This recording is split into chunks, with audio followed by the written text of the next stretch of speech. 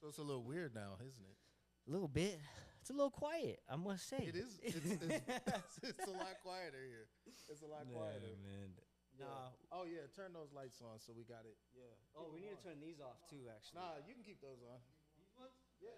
Nah. Keep them on. I thought those fuck with the frame rate. Nah. Johnny said it was fine. Oh. What would Johnny said do? it was fine, guys. I promise. All right. I swear. So let's just jump right into it. You are now tuned in to the hottest podcast of all time, Respect to Connect. Yeah. I am here. I'm your host, Lynn Words, and I'm here with one of my close friends, Jay. I don't have a nickname for you, Trav. I think Johnny gave me enough nicknames, dog. He's giving you I don't plenty. Need one Yeah, for I should have hit him episode. up. I should have hit him up and found out what I should run you with. But how you been? I'm good, bro. I'm good. Yeah. Staying busy, my dog. Yeah, I'm staying busy, yeah. yeah.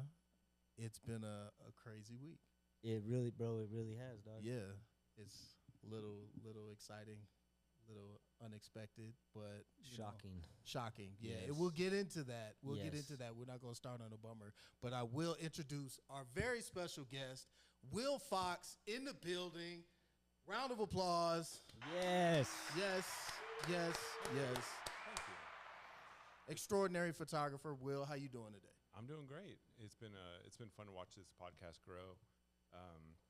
You guys were at my old studio for, I think it was kind of like the first, or no, it was maybe like the 5th through the 20th kind of episodes, or something kind of out there. Yep. Yep. But it's been really cool to see you guys move down here and cool spot. It's Thanks, developed. man. Yeah. But yeah, Yeah, I've always bro. just been a fan of, obviously a huge fan of Johnny and what he does for this community and Yeah. everything bro. associated with him. Yeah, right on. And speaking of the elephant in the room, let's just address it. Johnny's not here, as you could tell. Had a health scare. Well, not really a scare, but he's recovering right now.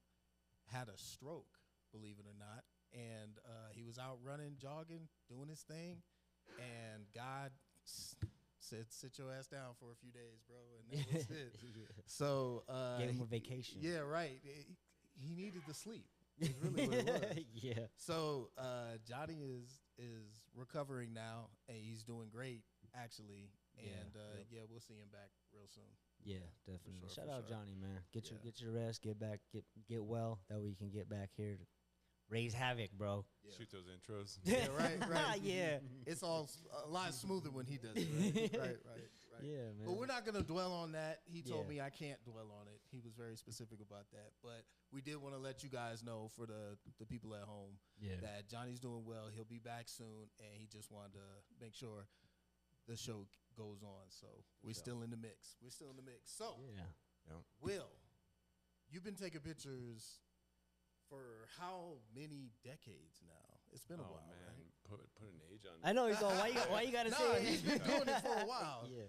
That's respect. At a very high level though, bro. Yeah, for sure. I mean, I guess, like when did photography start for me as like professional type stuff, or I always had a dream of like, taking photos, but like for me, like to taking a photo, like things that I like to take pictures of, like just being like, what's an exclusive area or thing to take a photo of that's not like super competitive. You're not with 100 other cameras. You're not with I mean, I used to work for the UFC and shoot a bunch of events for them, but approaching them, like, just to explain this concept is, the story that they tell on a pay-per-view night is incredible. Like, you get everything. You get, there's that locker room shot. They cover it all. But when the camera's not there, and also that locker room shot is fake. Like, that was 2 hours ago. Yeah. Warm up, dude. Punch the camera for 30 seconds. Great. All right, let's do one more cut. Gotcha. But like, what happens in those rooms, or traveling during fight week, or the non-champion that's in this gym on Central and at JW, or one of these incredible gyms that we have in Albuquerque, like, what are they doing? Like, how are they climbing the mountain one step at a time every day? So I wanted to document that type of stuff. It's been wild, like absolutely wild. But that's, to be the only camera in the room is kind of what I've always wanted to do. Just the more restrictions to get there, the better. Like, here's my resume, get me there. So I always wanted to be like a presidential photographer, like something where you're like really the only one. But you know, like when it comes to like photographing weddings and stuff like that, like I have no interest. I have no interest. You know, a landscape photo, some dude like an elk bugling at sunrise. You're good. You're good, bro. I will buy that picture. I will respect you. I love it. I wish I could get up at 3 a.m. and hike up there and take that picture. I don't want to. But also like supporting other photographers, other people in the craft. I think that's a big part, bro. Yeah. Is you have to support, like, you know, the people that do what you do. Respect, you know? man. Yeah, like that mutual respect, because you could learn something from them. Most likely, you know, you may think you already know it, but I promise you, there's something to learn. Yeah. You know, with my martial arts background, you know, I am not a martial artist, but I've spent 100,000 hours on mats and, you know, could text like 7 different Gracies right now. But I'm not hell no. That ain't me. That ain't me. Yeah. But, you know, it's one of my favorite things to photograph is the local jiu-jitsu black belt ceremony. Oh, okay. Because it's, you know, it's going to like a CrossFit champion or the, you know, and I've been in the craziest rooms, you know, like the Mike Tyson's, like these crazy rooms where it's just like intense. Like, yeah, it's a special room, but there's also a very special room in Albuquerque or any community giving a black belt ceremony. And because it's that individual climbing a mountain, defeating it, becoming a black belt. And, you know, just the sacrifices that family man that made. hunger, Like everything competing, and he didn't quit. He showed up for 10 years and got a black belt. I love to document that, but, you know, one thing I always want to share, you know, when you're talking about being the smartest in the room or whatever, like, you can't teach me. Every black belt ceremony, they always kind of just get into something and they have a speech, and it usually ends around, like, there's a person walking in this gym today. There's a white belt that's never put on a gi before, or no gi, whatever, or kickboxing or whatever. They could teach you something. Shut up and listen. And that's the way, you know, we were just outside taking photos and stuff, and I was learning from you. I was watching the way you were adjusting. I was watching the way, like, I'm here to learn.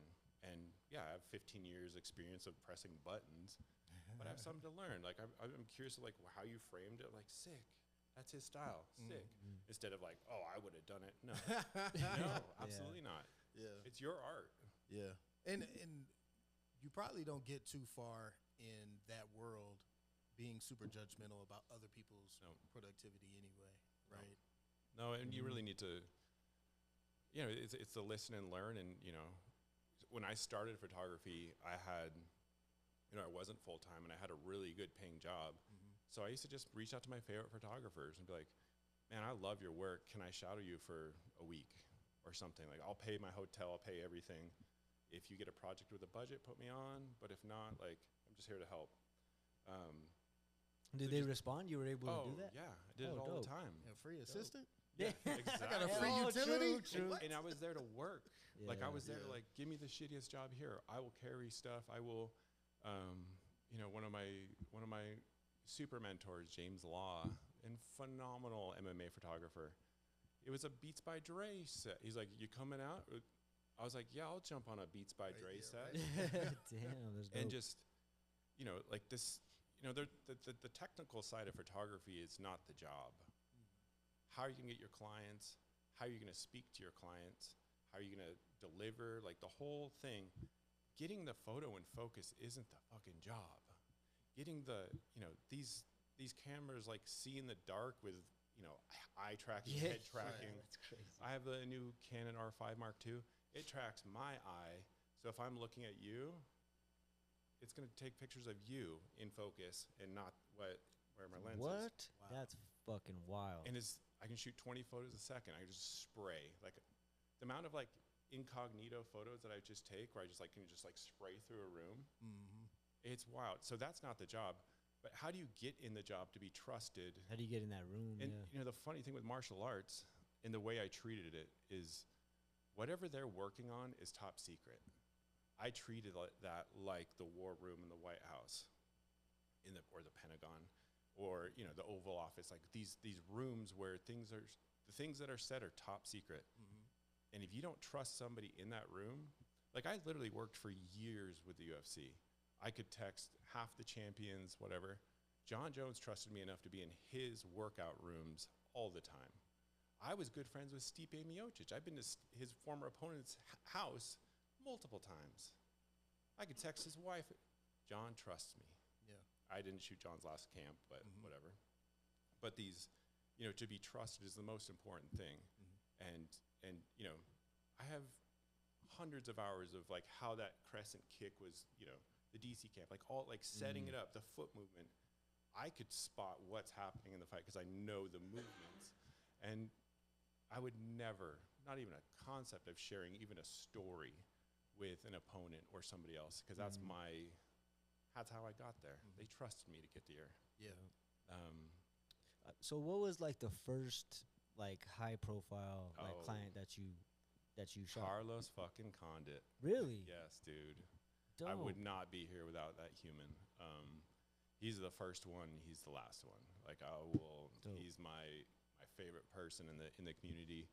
We have such a strong relationship, and trust, man. Like, bro, I've been cussed out. I've been fucking thrown out. Like, a fun story to meet him. There was like a little sports magazine in Albuquerque, because it's all about access. Like, how do you get into that gym? And at that time, when they were on Acoma, the old Jackson's gym, like the number of A-list MMA fighters that were just coming through, like it was the craziest time. The GSPs and like just royalty everywhere. Every warm body in that gym became a champion, became a notable person. It's unreal. But I was photographing a young fighter for this magazine called. Or his name was Kevin Kroom. He ended up in the UFC and bare knuckle. And it was just like just a small assignment, just a freebie thing. And while I was there, I was like, oh my God, that's John Jones, that's Holly Holm, that's Carlos Condit. Yeah. And I just had this concept with Carlos because he was going. It was before he got his like title fights but he was just on fire. This is probably like 2013 or 2012. He was just on fire, and I pitched him a concept. I was like, hey, man, I have a really good day job. I want to be your photographer. You can fire me anytime. I don't want your money. I just want to do the right thing and document your life, your career, your everything. I look up to, all these images that I study, like the Muhammad Ali's, just these incredible times. So I just pitched him this idea, like, you'll never pay me. I'll help you run your social media. I'll help you do anything you want.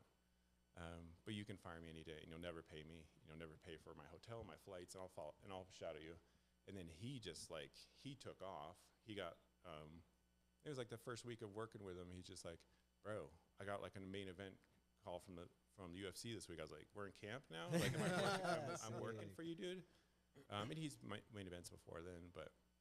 We just worked really hard together. But a lot of that was me betting on myself. It was, if I can get to that next room, and if I can get this room to respect me, it was all the coaches. It was all the, and I shot weddings for the coaches. I shot their black belt ceremonies.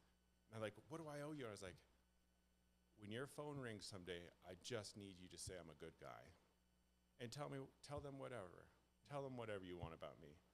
But this isn't the final stop. I'm not sending you an invoice for $200 a session. Yeah, right. Or whatever it be. Like, it would have to be like $200 a session. And like, but working with Carlos, like, so we blew up his social media, got him to over 500,000 followers, and then just traveling around to fights. That's how I learned the tunnels of the UFC, all these things, and like how else do you get discovered. And it was just. He's the one, and it's cool. I have an office up in Uptown right now by Little Bear Coffee, and he's always there. And so I end up having coffee with him, like, I don't know, 1 or 2 days a week. We just bump into each other, and it's just, I have pictures of his kids before, babies, and it's just so cool to have this, like, his kids are 18 now. Oh wow! And just have this like. And I've like documented your life. Like, it worked out. This is what I wanted to do. That's dope, bro. That's really cool. And he's been incredible. Have you always been a fan of the fight game? My best friend and I used to watch just bootleg UFC stuff all the time. I remember, you know, like, so I grew up in Taos, and there's like, they used to have those just like really cheap like VHS rentals of just UFC 1 and all this. And I would just, one of my buddies, his brother would always have them. And so we'd just be like watching fighting all the time when we were just kids. And then I just knew Albuquerque and Greg Jackson and, you know, Mike Winkeljohn, like what they brought to Albuquerque, and people started traveling. And so, you know, like the Diego Sanchez, like, you know, I remember him at nightclubs before the UFC, and, you know, he was doing King of the Cage, and I got to watch that, and I was like, wow. But you know what, like, fighting to me is somebody, I don't even know, like, I don't know what, like, I still don't understand why you're doing it. I mean, you're betting on yourself. Yeah. You're a competitor, but I still don't understand it. Like, I don't understand, like, you're going to show up in your underwear and pay-per-view in front of millions of people and do your thing? Yeah. Like, and, you know, like, slip on an ice bucket and become a meme for, you know, yeah. Why are you doing this? And also, like, before they walk out, bro, like, I've seen the toughest men, you know, before and after, just bawling. Yeah. Good, you know, I worked with so many of them, just like, why the fuck do I do this? Really? This is the stupidest, like, well, I mean, here comes their song, like, whoa. Yeah. And then so you're seeing those, like, intimate, like, fragile moments before and after, where it's just like, damn, why am I even doing this? All right, I'm the greatest. Yeah. Oh, 100%. And it's just like, I'm just going to do the thing tonight, and just, and it, you know, as such a, you know, emotional person, it's so hard to be, because somebody's going to lose. Oh, yeah. And it's red or blue. And you build relationships with people you're filming, right? And that was really hard, like, during, you know, I documented, you know, a couple years of Carlos's career, got my portfolio good, started working for the UFC, so I'd have like a UFC badge on, and I'd be sneaking around the tunnels, and I see like one of my best friends that, like, you know, has a bad night in the office. All I want to do is give him a hug and just be like, fuck this job, let's go. You want to go to IHOP? What do you want, dude? Like, let's go. Like, fuck this job. And just documenting brain trauma, like, that's, you know, it's the fight game is really hard. It's the promotion's always going to win, and they're just the next young guy coming in, and it's so hard to see, like, the change of the guards. Like, you know, these fighters build up this incredible career, and they just cash it into the next, you know, the next young gun coming up. So it's just really hard to be a part of and see a lot of that stuff. Gotcha. So you're not fighting anymore then, huh? Not really right now. I mean, there's some, like, if some things kind of come up, I'd probably jump on it. I hate traveling right now. Okay. I mean, I went from, you know, close to like 60 or 70 flights a year kind of thing. And just, man, I love just staying home, just chilling. I have a e-commerce business on the side. Yeah. That's kind of keeping me busy, and I have employees, and so just laying low. But I'm kind of hoping, like, you know, this next year is to, like, really just break out. You know, once, you know, the whole thing is like, who's paying for the photos, who's paying for the flights, who's all this stuff. But to kind of just get more back to, like, personal projects and stuff, whether it's like the next hero of the fight game or just an old friend, like a friend that's, I don't know, what are they working on? Just to, you know, document, help them with their social media content, whatever, stuff like that. But the fight game is it's just too hard. It's just too, it's too much traveling. Like, you're gone for a week, you know, a week at a time, and it just, you know, the amount of money, and if you're not making money and the fighter's not winning, it's like, you know, even if it, you know, I was fortunate enough to work with John, and have, you know, he has a real budget. He has, like, you know, good sponsorships, all this stuff. But for me to bet on the next Carlos Condit, like, I spent $30,000 following him. I wanted that way because I also wanted to stay in my own hotel room. I didn't want to stay with 4 coaches. I didn't want to fucking in these, you know, and then buying all the gear, time off from work when I had to.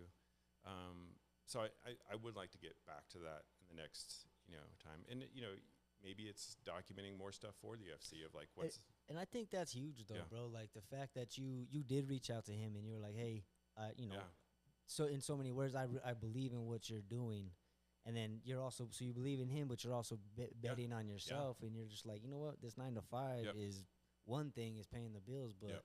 I know I can do more. Yep. And that's what's dope, bro. I think a lot of people are, you know, tend to get locked into that like 9 to 5. Yep. You know, well, I got my rent due coming up, so I can't risk And anything. you have to.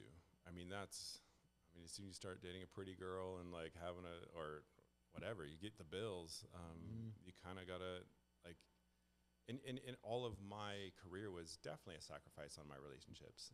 My wife was great and super supported me through my stuff, but you know, she knew how aggressive I was at what I was doing, and you know, I don't drink on the road. I don't like.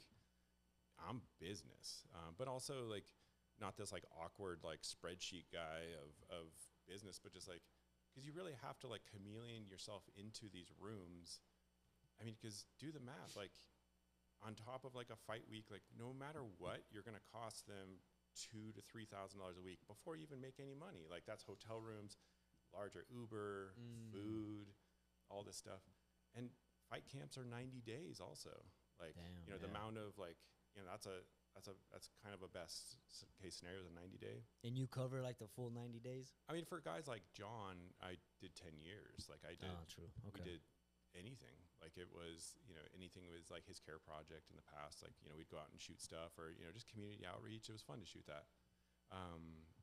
But it's, you know, I also feel like I haven't necessarily met like you know, Carlos has been my perfect client, but he also didn't make it to, you know, maybe I'm encouraging him to possibly do a book of some sort at some time. But, you know, because I do have this massive archive of images that are gonna die.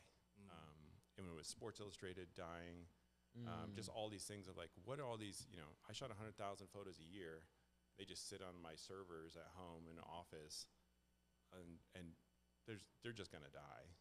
Because, you know, they're caught up in like, who's the next fighter coming on now? So I do need to figure out what to do with a lot of those old things.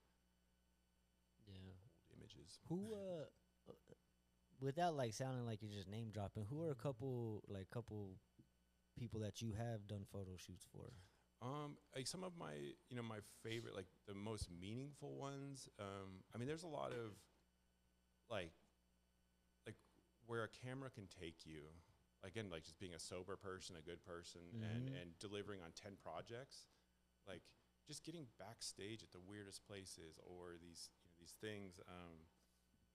I mean, obviously, like the biggest one is either like kind of like a Mike Tyson. I photographed him in like 7 different cities. That is the one that you had at your old shop is such a dope picture, bro. His pre-roll. Yeah, dude, that's such a dope picture. That was crazy.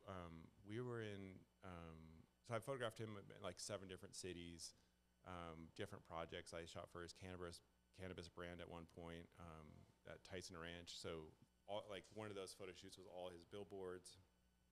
And there was like a billboard up in LA, like one where he's wearing like the orange jacket looking over his shoulder. That was a billboard in LA for like over a year. And you took that? Yeah. That's sick. I just had to have like buddies just be like, bro, like on the freeway. That was really fun. But when we were like my favorite shot of him is the top of my Instagram. But he's like sideways. Like we were going out there for like a movie premiere. It was just some random ass movie, and he's like, "Hey, we're gonna," you know, his manager says like, "Come on out. We're gonna do kind of some stuff." And so I came in that day, and everybody was like talking business. I think that was probably the 3rd time I photographed him, and everybody's like talking business inside the hotel, and we're just like on the balcony, and I see like the Capitol Records building, and I was like, "Bro, how about Capitol Records?" And just everybody was the door closed. We talked for like 10 minutes. Yeah. I'm like, I'm talking with Mike Tyson about Capitol Records and all this stuff, and you know, sharing a pre-roll. That was really cool. But you know, like people like Steve-O Steve-O from, you know, Jackass has just been an incredible, like one of a kind. It's helped me understand sobriety and people that are struggling with sobriety. And it's, you know, it's cool to drink and all, you know, it's, if you can. But, you know, I went on, you know, I've photoed Steve like 3 or 4 times, like kind of in LA stuff. And then I was like, hey, you're going on tour. He's like, you want to go? I was like, absolutely. Yeah. So, you know, traveling with him and his sober buddies and listening to them talk about sobriety as like, you know, when he was explaining, he's like, no, until you understand that I want drugs more than I want oxygen, you don't understand. And I was like, oh, I will never understand that. Yeah. But, you know, and, you know, one of my biggest takeaways from him is, you know, when your buddy's at a barbecue and all that stuff, and you know, you guys are grabbing beers from the cooler, and they say, hey, no thanks, I don't want a beer, do not fucking offer one more time. Like, do not just like, come on, buddy, like that thing, because, you know, alcohol, cocaine, you know, whatever, it just turns in that spiral. Yeah. And that person is, you know, at your barbecue could be, they're fighting every fucking day. Bro, saying that, I used to like, whenever I'd go out, I'd like take a picture and I post it to my story, like, Yeah, it was yo, cool. happy, then, but like going out, like on Facebook, bro, I have like a handful of friends that are like sober, 5 years sober, 1 year, you know what I mean? So like, I took into account, I'm like, you know what, I'm gonna stop posting these things, and not saying that like if my picture makes them go drink, like then you don't have no self-control, but it's like, fuck it, I'm not even gonna put that tempt out there, bro. Like, it's my vice. I'll drink it as I and can. it's not a big, like, I'm a one beer kind of guy, like one kind of drink kind of guy, just to lighten the load. But it, you know, I don't like the way. The morning after, hell no. So I'm just like, I'm good. So I can still be social, like go to a brewery, but and I'm not, and that part too. Like if you're working earlier, you said it. You're like you don't want to be like drunk. That drunk photographer or the drunk fucking music producer, that's, you know what I'm saying? Like, or the drunk artist in the studio. It's like, bro, you're here for business. Bro, get your shit together. On those big contracts where you're clubbing your client over the head, you're asking top dollar, you better do the fucking thing. And if you're not the first person in the lobby with, like, you know, I hate to say the fat wedding photographer, but we all know who that person is, like just stressed out, running all over the place, because we've all seen that person that's not a professional. Right. Yeah. Like, he's the DJ too. Yes. The wedding, bro. Yeah, for sure. Yeah, he's hitting pause. But, you know, you just have those experience with, like, you know, again, like the advanced levels of photography, like, you have to hold the room down. Like, that model's feeling, you know, insecure about this, and this is this, and, you know, you have to, and if you're not, you know, if you showed up hungover and there's a very quiet person in that room and that's controlling your legacy for the next couple years, they know that they're like, yeah, we're just going to try this photographer out, and if they pass these tests, we'll put them on that brand campaign. And I've passed a lot of those tests, and a lot of it is showing up on time, never missing a flight, sober, not texting your client like, oh, I didn't know the suitcase, like, I'm overweight on my suitcase. Like, no. You send them one text, what time's lobby call? You don't talk about your bullshit, you're traveling, you missed your flight, nothing. Like, oh my gosh, I'm so stressed. Like, oh, you haven't been here before. Because, like, when you start getting paid to fly around the world, like, they're also paying you for that look, that feel. That's the reason why they hired you. I remember I started working at a gig with Nike. Damn. I remember I was so insecure on one of my, like, first, like, discovery calls with him, and I was like, you know, the guy's name's Kyle, and he's like, and he was with his partner, I think, and somebody else in the creative team, and we basically did like 3 weeks of training, and for the big shoot, for this shoot, and he was like. And I was just so insecure. I was like, oh, in my camera gear, but if you guys have any other gigs before this, I could come out and shadow. And he just, like, basically, he's like, bro, shut the fuck up. Yeah. Like, we're looking at what you're an artist. We're looking at your work. We don't care what camera, what gear, anything about you. If you can show up and produce this, you're good. If you deliver, bro, that's what they care about. And just passing that on to, you know, every photographer in this town, every videographer, like, do you see that new 2025, you know, Sony coming out? Hey, dude. Yeah. Like, nobody. Yeah. Like, you're also like, don't put it on a credit card. Like, don't do it. Don't make an excuse of why you don't have that job now. Like, go shoot for any of these local businesses. Go do the thing for free, like I did. I mean, you're not supposed to give stuff away for free, but go get your portfolio. Show up sober 300 days a row. Right. And whatever you can. When the fight's over, you can fucking party and drink and do the after. Whatever, you can do the thing, but you got to be a little bit of like a square to kind of your business. Well, you gotta build your name before you could just start charging people, bro. Like like as a producer, like same thing with me. Like I'm I like to think I'm good at what I do. So like now I could now I can be like, look, bro, this is the budget. If you don't have it, that's just what it is, man. Like I can't work for anything less. And good for you. Talking about equipment, man, like I barely upgraded my computer, bro. I was in like 2010, dog. Good for you. You know what I mean? Killing it. And like but that's the thing is like also use the tools you do have, bro, because that hammer is gonna help you build 2 houses, bro, and then look at all that money that hammer made you. Absolutely. You know what I mean? And just just using these tools, and when you rewind and see what every photographer that 10 years ago, whatever, like they were taking pictures of Formula One cars going 200 miles an hour. They were taking they stopped action with that camera just fine. Still made it to the front of that.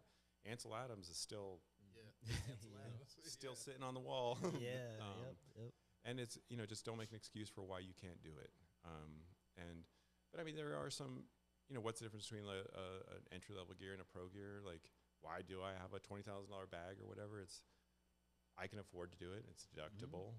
There's those things too. But then it's also, it's weather sealed. Again, I have to show up and do the thing. I'm not saying like, oh, my bag, my batteries, or my, like my lenses, like, oh, I wasn't sure this filter. Like, no, you just show up. Yeah. Like you just, no doubt, you do the thing. And I know, like you're the production world of that thing of, also I want, like to chime in on when it comes to gear, speaking of like film industry stuff, if your client wants that special look or that special sound of a production board or that, that special microphone, you go rent it. Right. And you bill it to the customer. Exactly. Don't like remove yourself from like, well, I was going to pick him, but he didn't have that microphone or he didn't have that new red camera. Yeah. Or he was scared to use it. Yeah.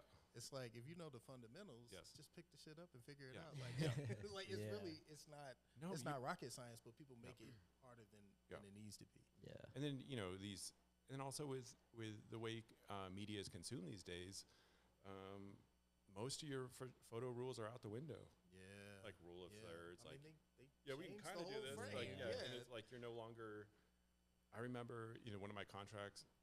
I'd always like try to do this like nice wide shot. They're like, hey, dude, Instagram does not want a wide photo. Yeah.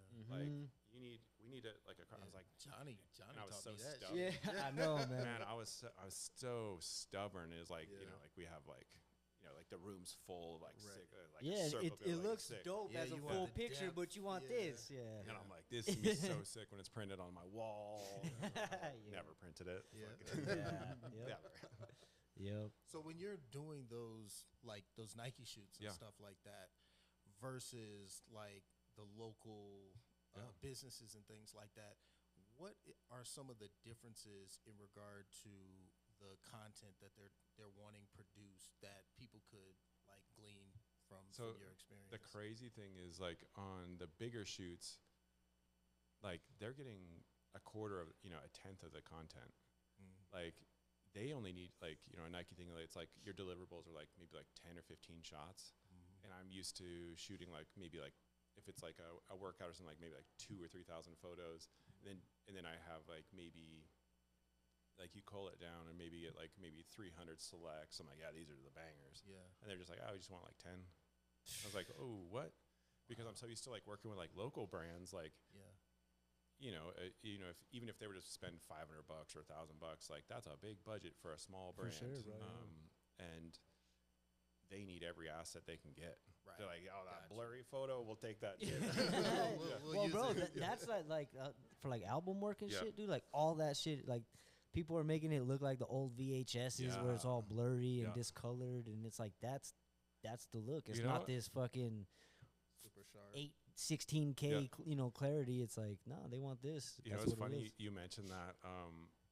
So there was that Bone Thugs tour that came through, like a exhibit that we all went to, and I mean, what a surreal night. That was dope, man. I that wanted was to so talk. dope. I wanted to talk to Johnny about this so bad, but it's like, I don't know. Like, and I don't think of myself as like a big music person. I sit and listen to you guys' podcasts all the time, and I'm just like, yeah, cool music, but like when you're at a concert and a verse hits that takes you back 20 years, like Bone Thugs, and you see a crowd and everybody's hitting every single note, and you're just like, I fucking know this song. Yes, bro. Yes, I fucking do. But at that concert, I had full access, so I was able to shoot a bunch of like green room stuff, and then like running around on stage, and like got up on stage with Bone Thugs after like sang a couple verses with you guys. Bro. And I just like went up. I was like, it's been fun in the pit with you guys, but I'm just gonna go back on stage. But like, when you look back at like my favorite images of that night, like, cause I shoot like all this, just the stale photos of like, here's your microphone, like just like the general stuff, cause you don't know where it's gonna go. And those photos didn't go anywhere. It was just like for the squad. But once I already shot it, like a little pass through, I was like, I'm gonna have fun. So I started like dragging the shutter, like popping loud flash and dragging the shutter. So you get like Busy Bone, like everything's blurry and just like his like, just his mouth is in focus. Like I was like, I'm having fun. That's dope, bro. And it's, once you once you understand the rules of photography, like, just how do I stop this motion, depth of field, all that stuff. Then you learn how to break them. And then you're like, you even just going out with your friends and taking pictures of your car, or like, your friend's a model or whatever. And you just start learning. You're learning like, oh, how did we get this? Like, how is this? And like, oh, there's a reflection off the hood of that car. Like, damn, I like that fill light. That's sick. And then like, so then when you get to like a studio level, again, for like a place like Nike, they're going to call you and say, I need that style of photo times 100 or 1,000. I need you to shoot our whole catalog. We'll pay you $1,000 a photo. I need you to do this for the whole collection. So how do you prep for something like that? Like they give you. You show up in your underwear and just fucking do the thing. No, but do you bring like I guess depending on the shoe, do you bring props or they already have that shit? So you bring different the lighting? crazy thing, like, so on this Nike one that I'm thinking about, because I did a couple projects for them, but this one. So I did like just days and days and days, of prep, like, or we were like on conference calls every kind of week, and they're just kind of going through brand guides and all that stuff. And then we flew to Philly, and I was taking pictures like this boxer. We were going to do like running in the morning, gym session, all that stuff. And so the creative director didn't go, but there was like an assistant, and it was like, I got a briefing right before, and it was just like, hey, like, so now that you understand the rules, you can't talk to him. You can't use any lighting. You can't use anything. Do your thing. Like, you can't disrupt this workout. And what we're looking for is when the workout is done, like that's our favorite shot is when the workout is done, I need the model, the athlete, to have the emotion that they did a great workout. They're happy. They just gave everything to their workout. That's the only photo we want. You're the guy for it. Go do it. So like I was just like shooting this guy working out with no influence, and I fucking love the challenge. Like I fucking love the challenge of like, so like the creative shots of like dragging the shutter, like not necessarily maybe if I was adding motion, like speed bag, I did some action there, but it was just like this crazy gauntlet of now you can't even talk to him. And not that but that's the definition of like a candid photo. Like how can you take a great photo and then look like a fly on the wall? And that was just such a good experience, 10 years ago almost, that first one. And being a photographer, you have to be like, all right, well, let's try this. Let's move this, move that way. So, like, for you to not be able to do that, that's challenging. And I think that probably came from, like, maybe some of my insecurities did show through. I was like, oh, my God, how do I do this? Like, I'm going to fuck it up. Like, can I get my, like, safety shots? Or can I, like, have them standing? Like, no, dude. Yeah, just take the shot. And but, there's also, as... I follow a lot of like, not like celebrity photographers because I could give a shit about Hollywood. But like, people that are put in scenarios, like as a professional, like, you get just thrown in, like you have 5 minutes with a customer or with a client, you can't even talk to them.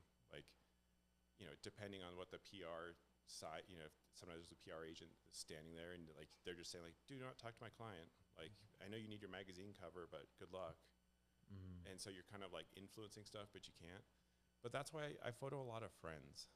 Like, they're a non-model, awkward, all this stuff. Like, you practice on your friends. And I treat that dude like he's Leonardo DiCaprio. Like, how do I take that photo? Because I'm going to get that call someday, and I have to show up and take the photo and not just be the fat wedding photographer all sweating and running around and be like, oh, sick.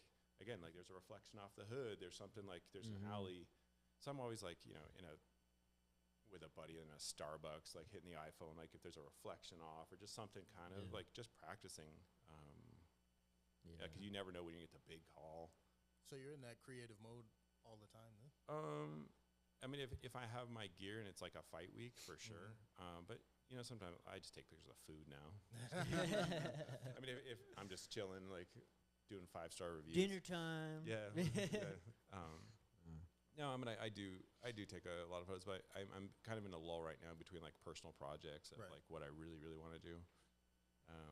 But it's also I rode to the top of the UFC and stuff like that. I was fortunate enough. There's a gentleman from Albuquerque named Elliot Raymond, and he's Dana White's personal photographer.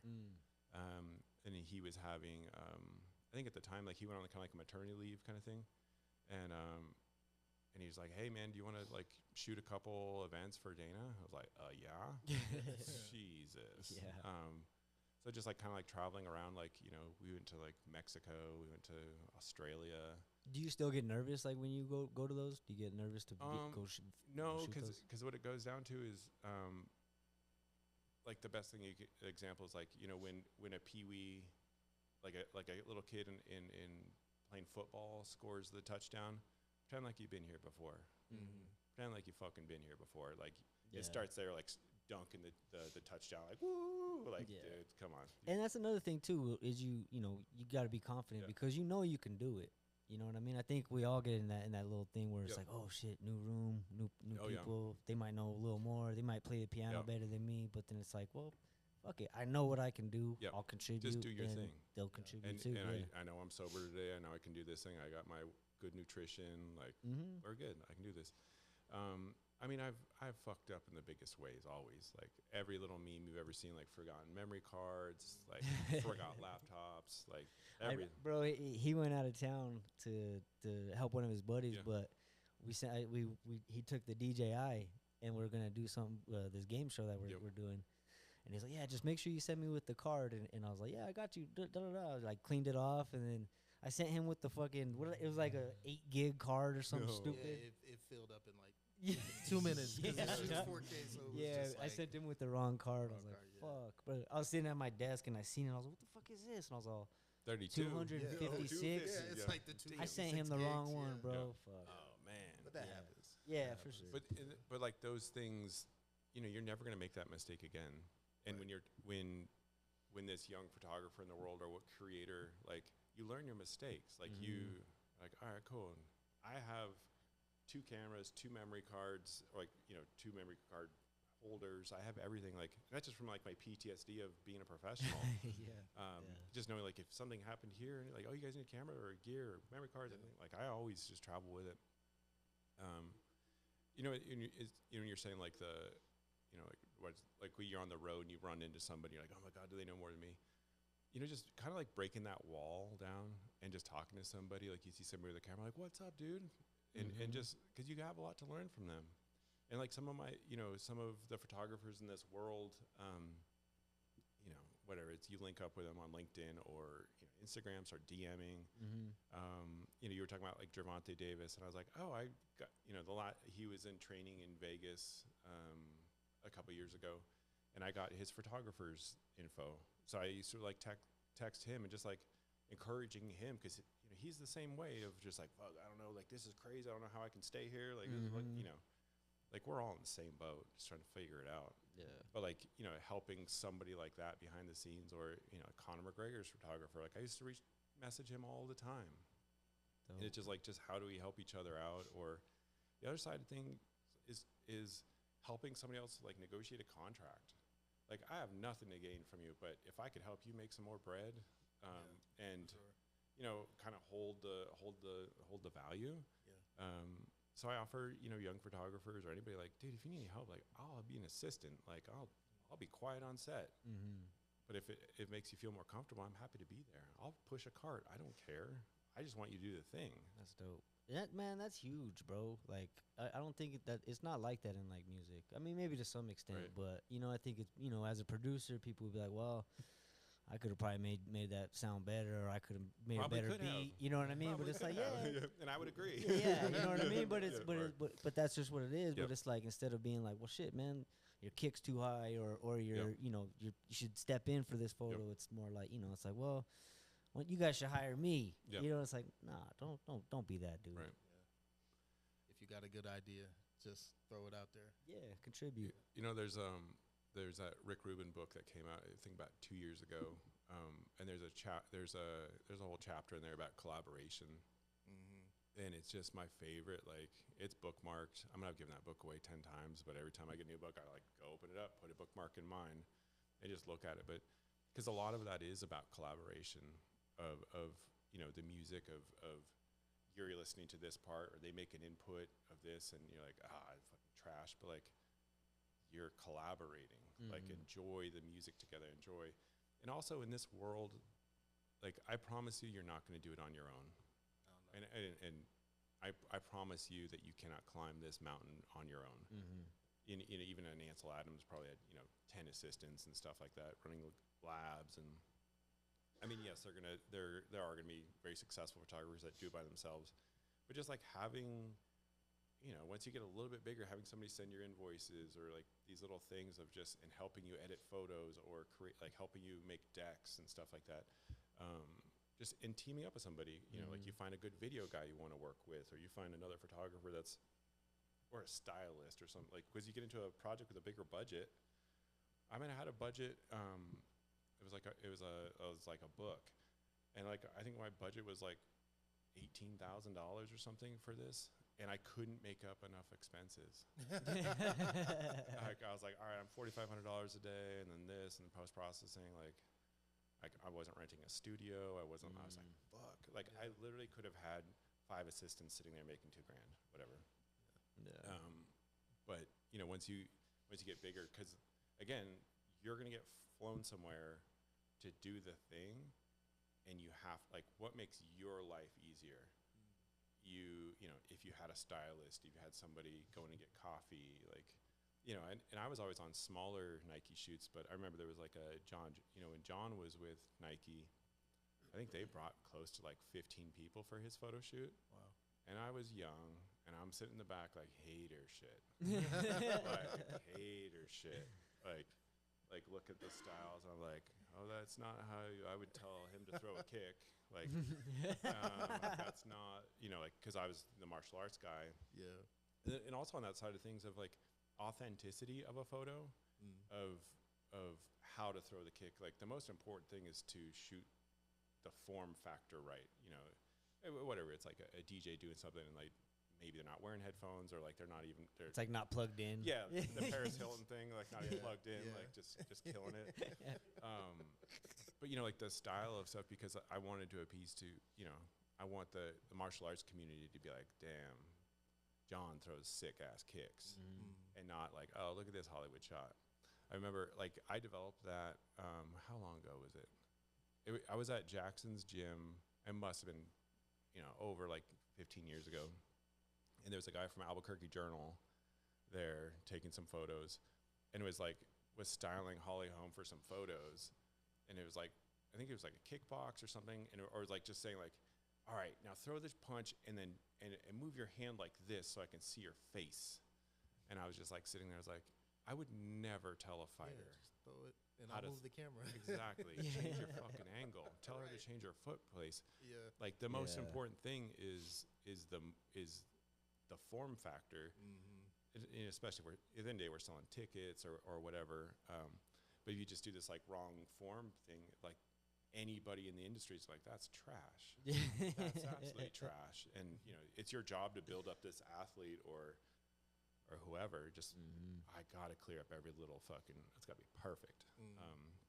And a lot of time, like, you know, your clients don't really understand how much you obsess over form factors and all these things. And, you know, like when you're shooting like surfing, you have to get the right angle, like no butthole photos, you got to be in the front. Like there's there's these things where you learn over time, but you just got to do the thing.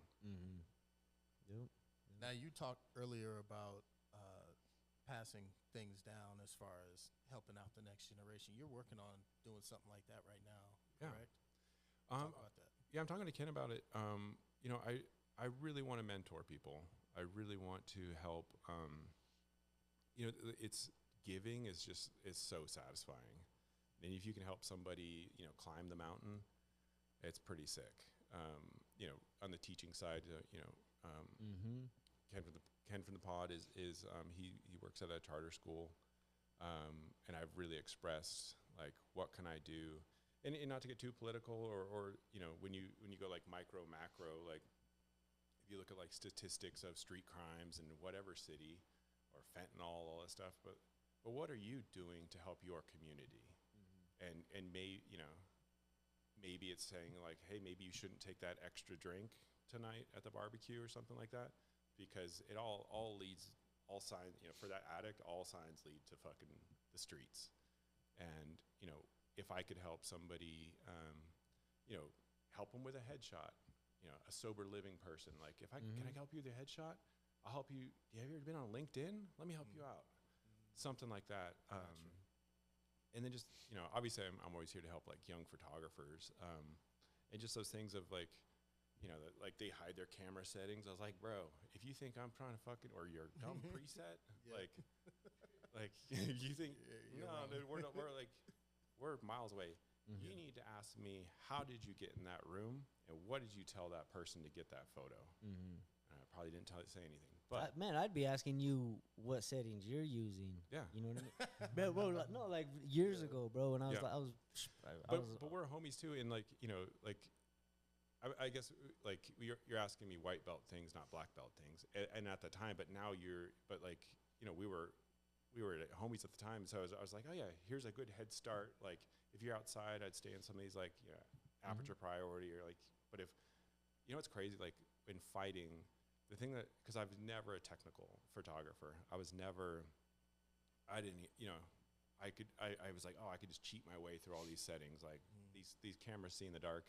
And this was like 5D Mark 1, Mark 2, like the Mark 1 was terrible, but like Mark 2, these old cameras. And I remember going to like, you know, there was a big fight at the pit. It was like an MMA fight. And I remember just thinking I was so fucking cool. Like I got the best photos, bro. And you just see this like boomer guy from the Journal. I don't know why I'm picking on the Journal tonight.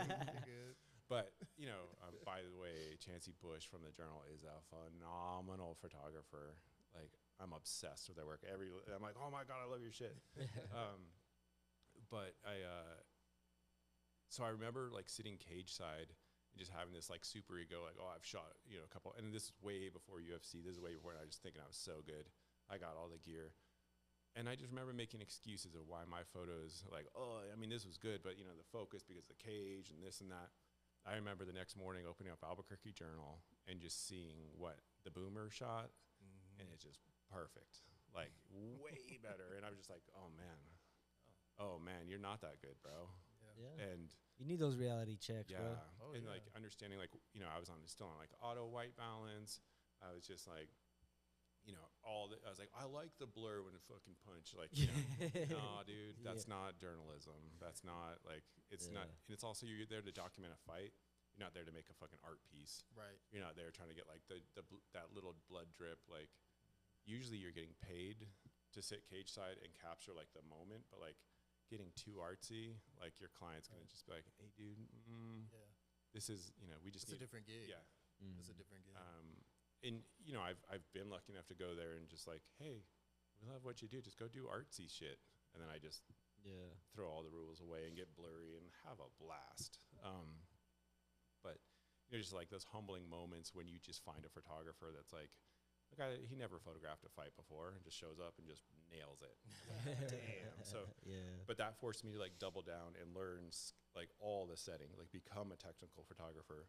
And now it's all manual mode, but you just have to like have these like experiences that like force you to Yep. to follow the rules. And I think that's probably in music too. Like, you know, as I'm not a musician guy, but I was like, it just sounds like you just throw shit together. Like, no, it actually. Yeah. No, you pan things Yeah. certain ways. So Yeah. that way, you know, it gives you depth. But You the know, there's- ignorance yeah. of me stepping out, like, oh man, you just fucking. Yeah, you just hit record. Yeah, Yeah. dude. Yeah, and a lot of people, you know, think that Yeah. like same thing with cameras, bro. I mean, like, I'm gonna be honest. When I got the Canon, I was just like, oh shit, I might just start doing some Yeah. pictures. And fuck no, I'm not. Yeah. No. Well, hell and no. the other thing with like sport shooting, which I'm glad I grew up doing it, is, man, all my work is done on fight night. Like, Oh yeah. because, you know, so let's say a fight's on Saturday night. I'm trying to get home Sunday. I want to be home for lunch on Sunday. So that means I'm taking the first flight out of, if it's East Coast or wherever, that means I'm in the lobby at 3 in the morning. Dude, there's most of these fights end at 1 in the morning. Like, you're running to your hotel room, just throwing your shit in your bag and going to the lobby. And so in that time, when did you have time to edit your photos? If you think you're getting on a plane the following week to work for that promotion and your photos aren't done before you leave the arena, you're toast. Like, you're toast. Especially UFC, it's all like wire services. Like, you need to push the photo out that like within minutes. So you learn the flag, you get these best practices. Sometimes you have assistants. But, you know, when I see like wedding photographers, it's going to take me about 3 weeks, about a month. I'm pretty fucking busy. Yeah. I was like, say what? And you charged like 10 grand and you got to sleep at home? Okay. Like, Yeah. damn. So, you know, these things, you know, it's maybe a little ignorance looking over there. And, you know, those take a little bit more retouching because also in most combat stuff, you can't really edit. You kind of got to follow like this journalistic way of things. So but it's fun to break those rules. How do you pick like which shots that you're gonna send in? You Finalize. most of it, like, you know, like you get one and it just hits. So you know, on the back of the cameras, there's usually like a flag button, so you can kind of be like picking your This good is photos. it, bam. Yeah, bam, Okay. bam, bam. So you can do like a 5-star, and then when you go in your processing software, you can kind of find it. Some cameras have like a little recording thing, so you can just say like, you know, epic knockout or whatever. Oh, And gotcha. then so when you fucking open up your software, you know that it's that person. So you would just flag that one. So you're usually responsible for, you know, throughout the night, like maybe 4 or 5 photos per fight, but then your full gallery is done before the arena, before you leave. Gotcha. Because it goes back to like journalism or any of that stuff. Like, you know, when the papers were doing stuff, like again, Albuquerque Journal, they would, and I never shot for them, but you'd have to like deliver your photos like before 10 o'clock, and the main event hasn't even started because it's going to print. Like, Damn. they're faking like kind of like the, you know, maybe the Journal got like just the first round photo or something. It's weird. See, just because of the production schedule Yeah. for the paper Yeah. itself. Because they print paper. So back to like the school thing. Yeah. So what exactly are you like teaching them? So we're working on some things. You know, one of my things is like I just want kids to just believe in themselves and just double down and do the thing. But just kind of coming up with like what makes you special in this world. Like, what could you do? You know, and you know we can get into AI stuff, but like it's. I'd be petrified if I had kids in school right now. I'd be petrified if I was about to graduate from college next month and a computer science degree or fuck. But just, you know, because I think that, you know, who knows what the job's going to be in 10 years from now of like what it is, but understanding, you know, believing in yourself and I don't know. I do have a big e-commerce background, so, you know, a lot of it will be, man, are you good at making this product? Could you make 100 of them a week, 1,000 of them, or whatever it be? Like, so kind of, you know, mentorship, whether it's photography, but, you know, they're still going to need good photos of their products and stuff like that. So it's going to be kind of a full circle. I will say it's really hard to make money in photography in New Mexico. And not to discourage people, there's still, you can find little budgets here and there, but I mean, for a small business, $500 to $1,000 is a lot of money. They're hanging on. But you know, when you say like, hey, I really want to like elevate your campaign, like your product photos are trash. Like I bet you with good photos, like we could probably double your e-commerce, but even just that, it's just so defeating. So, I mean, I've never really been able to make good money in New Mexico. I've been just so fortunate to have connections and just, hey, want some photos? Fly around. So, yeah. So the students that you're working with, or you plan to work with, you're helping them. It's not just photography based. It's based on like what they're interested in and stuff. Well, also like finding a place for a photography to live. Gotcha.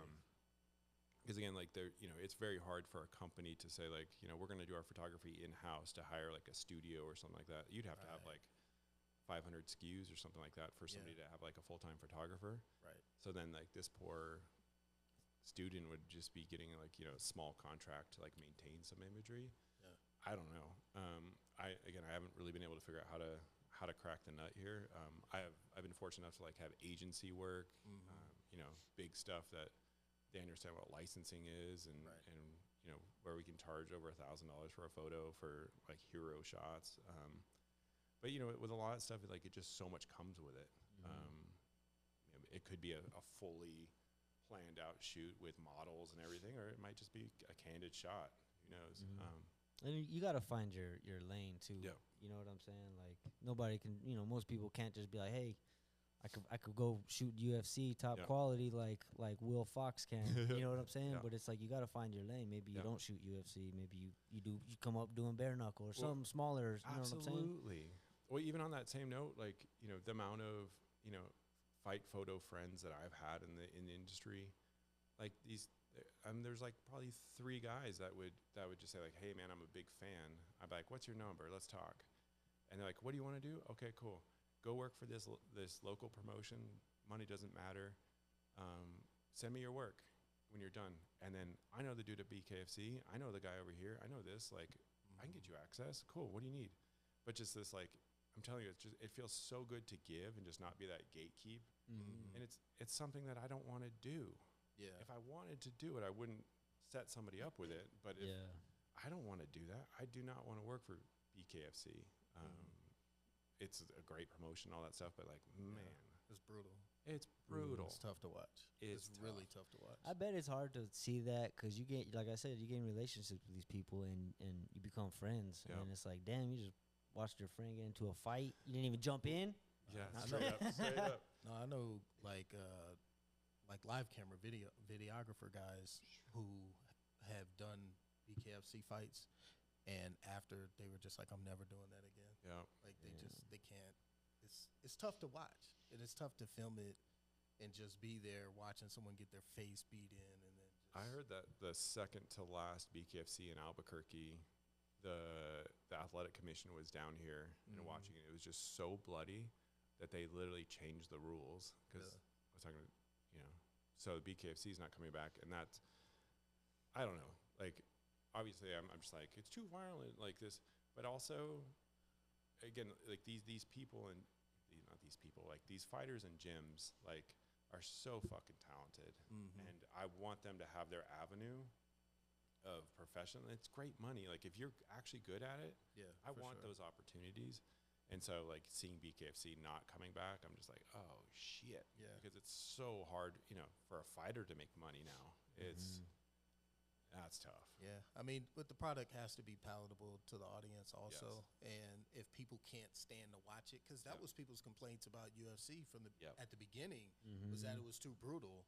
And then they got some really good technical fighters in there that could kind of class it up a little bit so it wasn't just brutalizing. Yeah. And once it came to that point, it could cross over and gain the followership that it has now. Yeah. So I think people got more used to seeing what UFC is. Bare knuckle, we're we're still not there yet. No, We're not ready for Running Man yet. But they also embrace that. They love that. Yeah. They But love that's those dogs. that's the brand. Yeah. And they don't necessarily want to be. They don't want to be the front page of anything. They just want to. Yeah. Sell They some like the tickets. barroom brawl Yeah. type style. Yeah. That's not something I can. It's Yeah. tough, man. I couldn't do it. It's really tough. So, are you working on anything beyond photography? A lot of people who start with photos get into photojournalism, then they want to tell stories. Are you thinking of movies or anything like that? I mean, for a while I was trying to get in with like the Santa Fe Film Office, and like I have messages into all the film offices. Every DM, again, I'm not trying to sound lazy or anything, but like, I want to do the work. I want to do hard stuff. But like the lack of pay in the film industry to be an on-set photographer, and knowing that there's 2 or 3 very good ones in this state, Right. and they got it locked. Yeah. And for someone like me to get in with no, I've done plenty of SAG headshots and stuff like that, but that's it. I mean, I've been on set for, tons of, sitcoms like Always Sunny, like been on some really cool sets like that, and then I've been on movie sick, sets. bro. That was wild. That's Always That Sunny. was That's wild. dope, dude. I didn't know that. I was out in LA with Cowboy. He trained here in Edgewood, and absolute legend. Definitely. And he's like, hey, do you want to vlog this weekend? I was like, yeah, I'm fucking down. He's like, all right, so we're going to LA. We're gonna swing by, check out some things. We like went to lunch with like, I think it was Brendan Schaub. But and then we went to he's like, oh, we're just gonna cruise over to the fucking Paramount lot. I think it's Paramount. But just like showed up, and like they're like filming. It's like DeVito, Rob, like they're in the bar, and then just like Cowboy, and then like I'm like just running around taking pictures of shit, and like interactions. I was like, wow. And I feel terrible because I was never like a big Always Sunny. I was like, I need to study this. Yeah. That show People is crazy. freaking out. I love that show. Oh, Love the that show. the humor is so good. Yeah. So good. So no film. I mean, I would like to.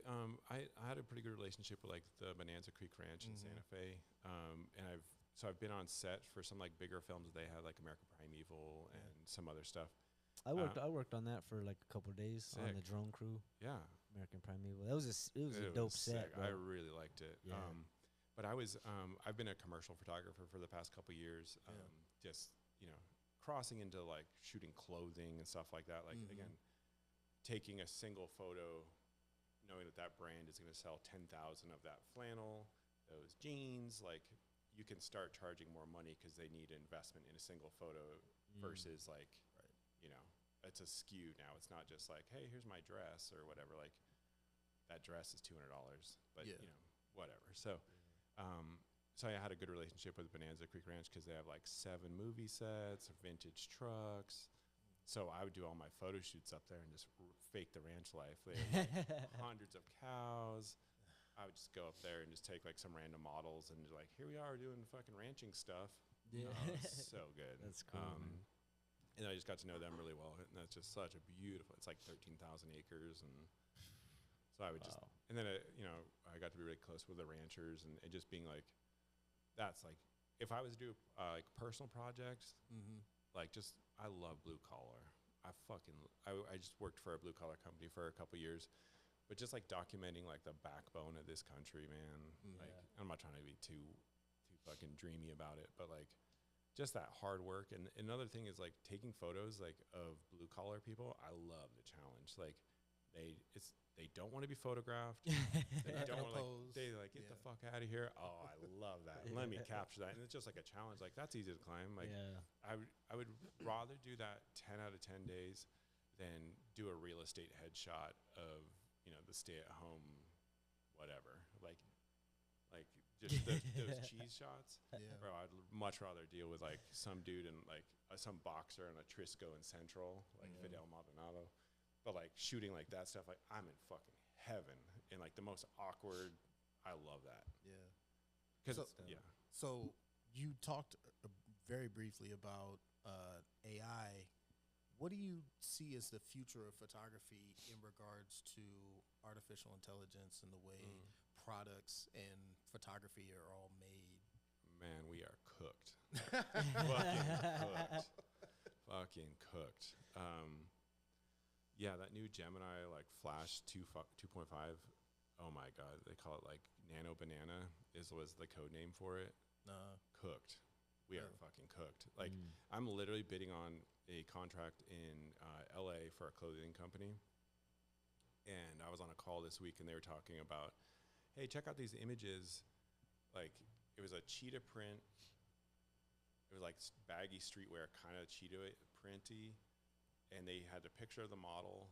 And then they had the model that they shot like last month on a gray hoodie, and they uploaded the cheetah print. She's at like a 3/4 turn, flawless. I cannot tell, and it was off of a creative flat lay, like just like a dead flat white. Like it nailed the creases in the corner, and it kept the same head, same face, same body, same size. She didn't have 10 fingers. Yeah, there was no. It was just like, yeah. Oh man, and I was just like, wow. And it's and I wasn't even talking to a photographer or an AI guy. Like, so were they just prompting to get that? Yeah. Like, oh wow, okay. And you can get really good with like JSON prompting now and stuff like that. What I want to communicate, like, as a let's not keep our head in the sand right now. It's coming. Yeah. And me understanding the AI side of like, I need to understand what's going to replace me because I'm going to be that person to replace me. And I mean, I also have a small e-commerce business. It's very hard for me to photo my own products. So I wrote a like some app on some Gemini app last week. And it was just like, here's all the scripting, here's the style of like where I like my images made, insert a dog, enter, and I uploaded my product, and it's flawless. Really? I mean, it's not flawless. And I won't push that out. I know how to create that image, but I need to understand how to do it. I do like an imperfect photo, and I'm also at the point where I want a real person standing there holding my product, and I can afford it. Yeah. But if I was just a small starter company, I'd like, here we go, AI. But my whole thing on it is just not to keep your head in the sand. And I mean, we're all struggling trying to find like, how are we going to figure this out in 10 years from now? Because I really believe that the workforce, I think blue collar stuff, it should be pretty safe. But I mean, they're going to have robots digging trenches. Oh, for sure. They're gonna They're gonna have flipping burgers and picking up trash and everything. Bro, like, isn't one of the McDonald's already just strictly there's no people that work there? I'm not saying it's AI, but probably they already replaced the whole McDonald's with people, bro. That's of crazy. people. Hey. Yeah. you just order and you pull up and you like just pull it out of this little bin. I've seen pictures of it where they got like just everything is automated and all Isn't that that. crazy? That's like we're replacing a minimum wage job. They're focused on that too. They're not gonna replace themselves up top. They're No. like, no, I have to make the decision. For You sure. still need me. Yeah. But What did you use AI at all other than like that? So in a lot of commercial photography, like when I was shooting a lot of clothing, and I still shoot quite a bit of clothing now. And again, like I pivoted from shooting people and like, to corporate stuff. I want that dude with like the check's gonna clear and not just saying like, and also I don't like money exchanging friends' hands. It sucks. Yeah. I hate invoicing for like, I did 3 sessions last week. Fuck. Yeah. So just going to like a corporate thing where they're just like, they understand. They have a marketing team. They have the budget for it. They have a budget. They can. So it's much easier to like climb once you're in that world and work on that. For a lot of like my product photography, like I'm reconstructing like creases and like just very high end retouching, and AI has just been incredible. Nice. Just making sure there's no, again, the creases, stains, all that stuff. But I would often get products from overseas. Like I would get the samples, before the 10,000 SKUs hit the warehouse. So I'd have to like reconstruct, and sometimes like, just fixing like, man, this is off. Like, yeah, that's a bad sample. Like, but it's on you, dog. You had to actually physically do it. I got you. And it's but that's the job. Like, I'm down. And it, if I was like, your shirt's not like that, I'm not doing it. Like, that's work, dude. Well, that I think that goes back to what you were talking about earlier about the ability to have the conversations, to get into the rooms, and to be able to get that trust from your clients. So it's like, yes, we will work with you, so you can figure out the rest and give you that latitude. And I'll be dead honest. I have, not like lied, like I don't like, but just saying like, oh, I can do that, no problem. They're like, all right, cool, we'll book the flights. I was like, oh shit, what am I? Whoa, shit, like, and it's I'm not saying YouTube University for everything, but like, like a lot of time it is like it's you make a promise but knowing that you can do it, but there's I never sleep the night before a big shoot. I'm just like, holy shit. But especially because you're collaborating with people, and like, man, I sure hope that person shows up on time, shows up sober. Like just all these things of has the extra SD cards. Yeah, the essentials. Charged all the batteries. Bro, I showed up to a shoot last month with no memory card. And I was like, oh, I didn't bring my sling too. Shit. I'm slipping. But it's I'm used to like my travel bags where it's like everything's just still packed. Yeah. No, that's cool, bro. Yeah, AI is tricky, bro. Like even in the music, I'm trying to figure out how to do it. But a lot of streaming platforms don't even accept AI music. Okay. Well, and if they do, it can't monetize it. Right. You know what I'm saying? And then some of them just don't even upload it. So it's it's kind of tricky right now, especially with like this whole Timbaland thing, like with Suno. I don't know if you guys are familiar, but like they trained all their AI on like us on our shit. Yep. And he did a video where he used Suno in the video, and it spit out this beat, and he was like, oh, and it was a dope beat. Yep. But then like a week or two later, the actual video of that beat surfaced of the producer that actually made it, and you could hear like there was one like it was like a wobble bass that you can't miss it. Too good. And it was in the Timbo one, and so it sparked all kinds of stuff. So AI is kind of tricky, bro. Did you see that on the country side of things, Randy Travis, like he lost his voice 5 years ago or something like that. Oh no! But he wrote a song with, I think maybe it was like his son or somebody in there. They trained an AI and they produced a song, so it's his lyrics, but he's like in a wheelchair, like he's no kidding. See, that's dope. And I think that's cool. And it was cool to see it come from like their label. It's just a different angle of, it's wild to see him like he's in a wheelchair. He is not good, like can't talk, but just like the bringing it back. It was really cool. The music side is interesting because I know like we've all seen it. Like you just enter in a prop, write a song about this, and but people. It goes back to like personal branding and stuff like that. Like, dude, people love you for who you are and your music and your style, and that's what they're gonna buy. That's why I get hired. They like that style of imagery. I'm gonna show up and do the thing. AI is really scary, but I think it's our job as humans to use it as a tool while we still can. Before the takeover. Before they use us. But like learning how to, like I always say, like I was never a good creative writer. I'm very creative, but I couldn't put the horsepower to the ground. So learning how to prompt it and write these stories and expanding, like, man. I should be digging into this. You should, bro. Oh, okay. You should. We'll talk after the. But I was up in Taos this past week, and there was a waitress and talking about like oh I'm kind of doom and gloom, and I was like, hey, you need to spend an hour a day with AI. Oh my, I don't want to train the AI to do this stuff. I was like, listen. Talk about your strengths, your weaknesses, what you want to do when you grow up, any of that stuff. Come up with 10 ideas. If it's whatever it's going to say, help me with a cover letter to email that person to do that thing. Great.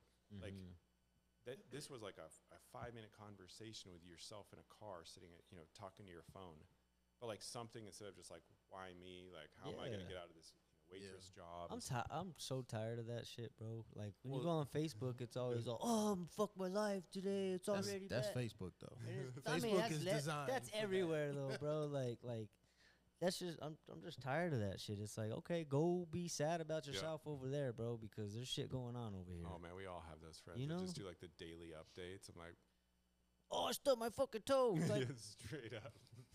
put shoes on, bro. What was Chris Rock like? Why don't you go get kidnapped? Have something good happen. like, have something different to talk about. Who says that? Chris Rock, or he's talking about his wife, like, or his girl coming home and like some girl like, you bag groceries. She's trying to destroy me. Like, no. Why don't you go get kidnapped and have something real happen in your life? Man, really though, that's crazy. But I just want people to like use it as a tool and not just. You can be as open as possible. And if you're worried about who it is, like, oh, it's the government, I promise the government doesn't care about you. I fucking promise. They already know what's going on, bro. They're watching your Facebook and your Instagram already. Oh, you can't hide from them. Yeah, there ain't no way. Then telling AI what's the worst that could happen. That's the worst. But just being a little vulnerable, or like use a fake email address, fake account, fake IP address, go to a coffee shop, whatever. Mm-hmm. Whatever you need to do, just use the information. Like, use this tool. They talk about it. And again, if you just say, like, I'm a very good producer, I mean, this stuff, how do I approach? I want to do jingles for fucking television and commercials. How do I get in jingle business? Yep. I don't know. But it's going to give you some information that there's a new agent mode where it just sits there and thinks for like 15, 20 minutes. So like Albuquerque Dukes, for example, I was like, I wonder what it would be like to own the Albuquerque Dukes intellectual property. I grew up watching that. I went to the AI agent and said, give me a research on when when it expires. Like, when does that trademark expire? Who owns it? Everything about it. I since then thought about it. Like, man, it might not be a good idea to own the Albuquerque Dukes. If we're talking Chiefs and Indians. Yeah. Sports teams, like, I don't know if I want to glorify the Dukes, but yeah. But just these things of like, what I was on a hike that day, and I was like, who owns Albuquerque Dukes? And it just pulls all their intellectual property, like everything That's about it. wild, if you want to call bro. this lawyer, like, oh, you want to bang, like, call this person off from $500,000. Yeah. Like, it would give you that phone number. Wow. But like before, we'd have to go and talk to a law firm. We'd have to do all this stuff. It'd be so many gatekeepers who'd be like, oh no, you can't. You don't even qualify. I'll help you buy it. I'll be 10. I'll be 10% on this side too. And then like, oh, I'll do the paperwork. Like, also, you could say, hey, AI, like, write me this contract and send an email to that person for $500,000. And you know how it is when we don't know what something is or how it works. Yep. It's just like, oh shit, it's the enemy. It's gonna, it is gonna take our jobs. But it's like, well, shit, use it at your job right now. Well, kick your feet up on that desk. It's interesting because it puts everyone in a position potentially to become a boss, because you can have a whole team of AI assistants that can handle a lot of work that ordinarily you would need a whole network. You need other people working for you. You need all kinds of cash flow and everything. It's entry level at that point, but there's a learning curve that a lot of people aren't willing. Like, it's frustrating and it's scary. Yeah. I think a lot of people even open that door and say, okay, my job is expendable. Now I got to figure out where I fit in the world and how I still pay bills and live life. But even that hour a day of just that creative mind, just letting your mind just flow. I want to own a smoothie stand. What are the margins on smoothies or anything? Like, write me a business plan for a smoothie shop. That's a good start, though. I mean, that's really dope, because then you see it, you physically see it, and you're like, oh shit, all right, let me save up $1,000, and then I could buy the license or whatever the fuck it is. All right, cool. I got my food license. Now, there's a spot in the mall. Let me ask them, like, oh, you guys want 10 racks a month? I'm good. Yeah. I don't want to do smoothies anymore. Maybe we'll do a food truck. Oh, that's $30,000. I don't know if I want to do that. Exactly. But at least, like, your curious mind, and instead of just saying, like, the world's against you. And you start thinking differently, so you start seeing things as opportunities instead of, like, a locked door. I mean, it's all locked doors. Yeah, well, yeah, but then you see how you can get through it. Exactly, You know what I mean? 100%. Dope. Well, shit, what do you guys think, fellas? Yeah, we can call it. Let's call it, man. Well, it's been a great conversation, Will. Yeah, fun. Will, thanks for pulling I up. really wanted to, maybe we'll do it again with Johnny around. Oh yeah, for sure. Of course, just, yeah. Man, what that fucking dude does for this community, like, just seeing, again, going back to, like, what are you doing to help kids with the hustle off the street and helping them, like, from music to photography or whatever, to just be a creative. And, like, what's special about Johnny? He bet on himself. Yep. Yeah. And he doesn't give up, bro. That's the thing. He gets up every day, does what he needs to do, takes care of his family. Like, that right there, he's already successful, bro. Like, 100%. You know what I'm saying? Being a dad. Yeah. Yep. But just, what he's doing with, just helping other creatives. He's got this incredible voice for this community. And ever since I saw it, I was like, oh, man. I mean, he does give me, like, straight PTSD. Like, that Chicano dude made my life hell for the first, like, 17 years of my life. When you're growing up, you're all, fuck you, white boy. Like, that was me. And, like, I love it. But, yeah, I just want to support him and his whole program. Always, always, always. Definitely, man. Shout you out, Johnny. You'll be back soon, my dog. Yeah, appreciate you. Cool. Thank you for pulling up, Will. Appreciate it. Good to see you, boys. All right. Well, until next time. Until next time. Respect the connect. Peace. Yes.